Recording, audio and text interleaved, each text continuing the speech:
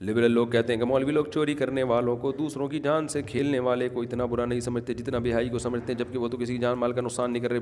بے حیائی والے لوگ جان مال کا نقصان کر رہے ہیں، چوری کرنے والے کو ہم برا سمجھتے ہیں، تبھی تو ہم کہتے ہیں حکومت کو چاہیے اس کا ہاتھ کاٹ دے۔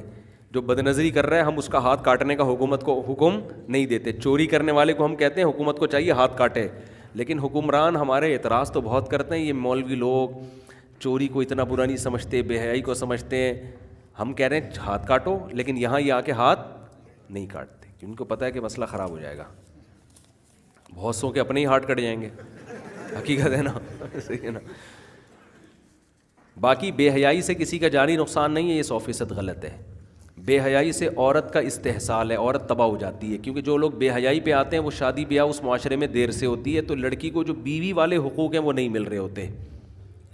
عورت کے گرل فرینڈ میں وہ حقوق نہیں ہے جو کس میں ہے، بیوی میں ہے، تو وہ گرل فرینڈ بنتی ہے، بیوی نہیں بنتی، تو بیڑا غرق عورت کا ہوتا ہے۔ تو یہ بھی حقوق العباد ہے کہ بے حیائی ختم کی جائے، تاکہ مرد اپنی خواہش پوری کرنے کے لیے کسی عورت کو بیوی بنائے اور پوری ٹینشن اٹھا لے وہ اپنے کندھوں پہ، جو اٹھاتا ہے مرد، شریف لوگ اٹھاتے ہیں۔